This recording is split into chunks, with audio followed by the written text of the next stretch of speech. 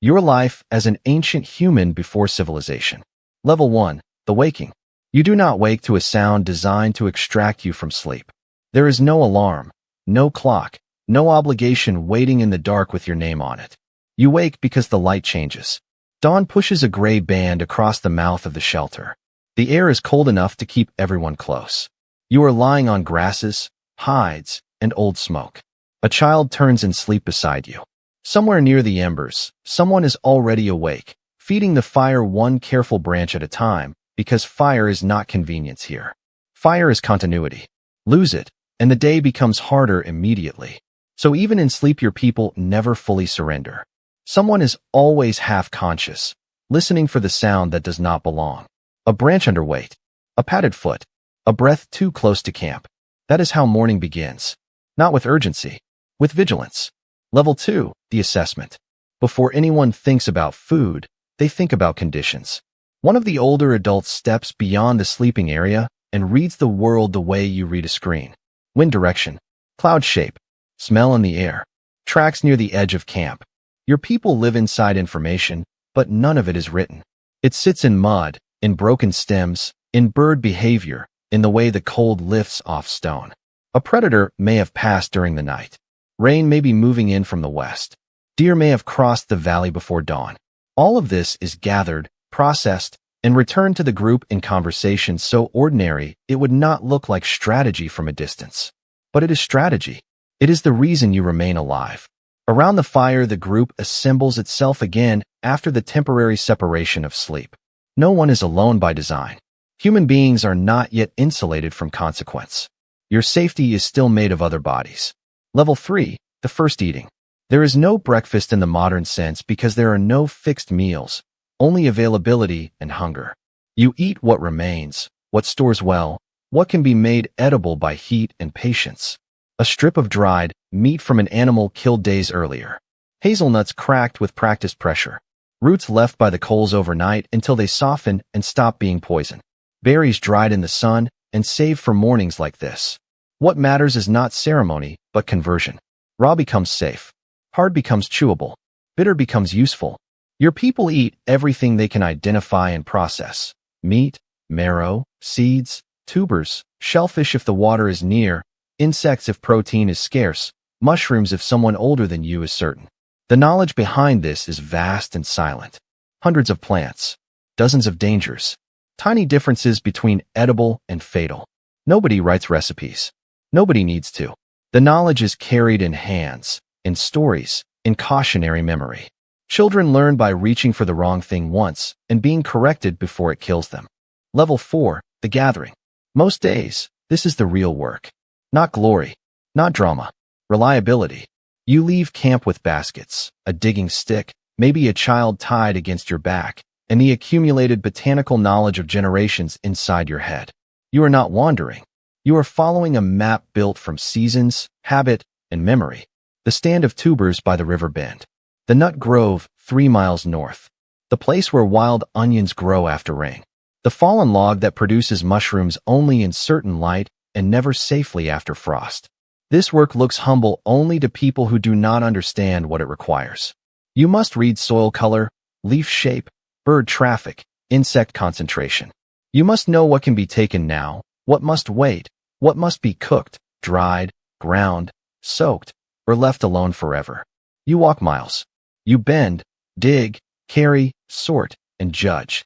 By afternoon, your baskets are full of the food that will actually keep the group alive whether or not anyone kills anything today. Nobody will sing about this tonight. That changes nothing. The species survives because somebody came back with roots. Level 5, the hunt. This is rarer than later myth would suggest. Hunting is not your hourly condition. It is an expensive gamble. When it happens, it begins long before the first spear moves. Tracks were found yesterday. Water sources were considered. The weather was judged. The right people are healthy enough to go. A hunting party leaves with weapons that look primitive only if you do not understand the labor inside them. Straightened shafts. Stone points shaped through exact impacts. Resin adhesives. Sinew bindings. Sometimes spear throwers that turn an arm into leverage. The hunt itself is patience first, violence second. Hours of tracking. Silent correction. Reading hoof depth and stride. Knowing whether an animal is calm, injured, heavy, alone. Sometimes the kill comes by ambush. Sometimes by persistence, the specifically human method, not faster, but longer. You run in heat that breaks other animals first. You keep pressure where fur and panic cannot regulate temperature. Eventually, one animal separates, slows, fails. Then the distance closes. Then the spear goes in. Then the work changes. There is a brief acknowledgement, perhaps ritual, perhaps gratitude, because even necessity requires a language for death. Then butchering begins with a precision most modern people would mistake for savagery, because they have never had to understand anatomy as survival. Meat, organs, hide, sinew, bone, marrow. Nothing is abstract. Nothing is wasted. Level 6, the making. By midday or afternoon, the camp fills with the sound that underwrites the rest of life. Stone on stone, scraper on hide, bone against antler. Civilization has not begun, but specialization already has. One person shapes blades from flint with a strike angle you still cannot reproduce. Another scrapes a hide until it can become clothing instead of rot. Another drills shells for beads. Another carves antler into a point that flexes where stone would shatter. The work never really ends because tools decay continuously. Edges dull. Shafts crack. Cordage frays. Clothing stiffens. Everything must be repaired before it fails at the wrong moment. This is not industrial production. It is intimate maintenance. Hands know materials the way later societies know machines. Resin must be heated just enough. Sinew must be wrapped before it dries. Hide must be smoked or treated with brain and fat, or it will harden into uselessness. The people best at these things become important in ways that have nothing to do with physical dominance. Status already exists, but not only through violence. Competence is its own authority. Level 7, the unused hours. This is the part modern people misunderstand most. Your life is dangerous, but it is not necessarily full. Not full in the modern sense of permanent scheduling, endless notifications, and task saturation. Once food has been found, processed, and the day's immediate risks reduced, time opens. You sit. You rest because your body is your only machine, and overuse is stupidity. You groom someone's hair. Someone checks your skin for parasites. Children climb over adults, throw sticks, imitate hunts, learn balance through games that do not yet know they are training. Someone lifts a flute carved from bone and tests a sequence of notes into the evening air. Somebody else taps rhythm on wood or hide. Story begins as memory and becomes entertainment because human beings prefer instruction that can survive retelling. What valley floods first? What animal to avoid when wounded? Which elder once made the wrong choice and buried 2 children because of it? Myth grows around utility until nobody can separate them, which is exactly how memory protects itself. Leisure here is not decadence. It is the breathing space in which culture forms. Level 8, the social order. You live in a band small enough that everyone exists inside your mind in detail. You know who shares, who sulks, who lies, who can be trusted with a child, who grows reckless when hungry. There are no courts, but there is no anonymity either. Reputation does the work that institutions will do later. If someone hoards food, everyone knows. If someone refuses risk and claims reward, everyone knows. Conflict is managed because it has to be. A group this small cannot afford fracture. So disputes move through gossip, mockery, elder mediation, quiet correction, and the long memory of shared dependence. Children belong to more than parents. They belong to the camp. If one adult is injured, others absorb the work.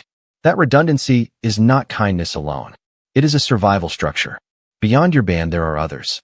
Some are trading partners. Some are future mates. Some are threat. Seasonal gatherings matter because they move objects, genes, stories, and technical improvements across landscapes without roads or writing. A shell from the coast can arrive hundreds of miles inland because humans had already built networks before they built walls. Level 9, the meaning. Once daylight weakens and the practical work recedes, the world becomes more than material. Ochre is ground and rubbed into skin. Beads are worn. A body is marked not because it needs marking to live, but because human beings refuse mere existence when symbolism is available. Deep inside caves, far from sleeping areas in daylight, images appear on stone: bison, horses, lions, mammoths, signs and dots and handprints. Nobody goes that far underground for decoration. Those places are chosen because they alter the mind. Darkness, echo, flame, distance from ordinary life. Whether you call it ritual, teaching, trance, or religion changes less than you think. The point is the same. Humans need a structure for invisible things. Death, luck, fear, memory, animal life, the sky, the possibility that this world has layers. Burials already show the pattern. Bodies arranged carefully. Ochre dusted over the dead. Tools, beads, food placed nearby. You do not do that for meat that has stopped moving. You do that because the dead still occupy social space in the minds of the living. Meaning is already under construction. Civilization is late to that project. Level 10, the return and the cycle. Night pulls everyone inward toward the fire because darkness compresses the world into one negotiable circle of warmth. The day's food is divided.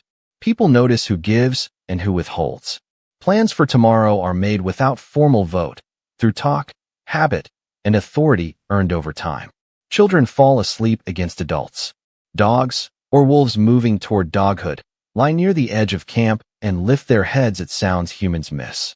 Someone stays half awake to feed the coals because a dead fire is tomorrow's problem arriving early. Bedding is laid out in the same social geometry every night. Kin close, children protected, elders accessible, tensions managed by distance where possible. Outside the light, predators move through the black, but inside it the group has created the only safety that really exists in this period: collective attention. Eventually voices thin. The last story trails off. Someone rolls onto a hide and exhales into sleep. Above you the stars remain indifferent, but your people are not. Tomorrow the structure repeats. Wake with the light. Read the world. Eat what remains. Gather what is certain. Hunt what is not. Repair what will fail. Share what can be shared. Remember the dead. Teach the young. Hold the fire through the dark. That is your life as an ancient human before civilization. Not endless misery. Not noble simplicity. A harder world than ours, and in some ways a less fractured one. A life organized around immediate reality, social dependence, and long stretches in which the mind still belongs to the place where the body is.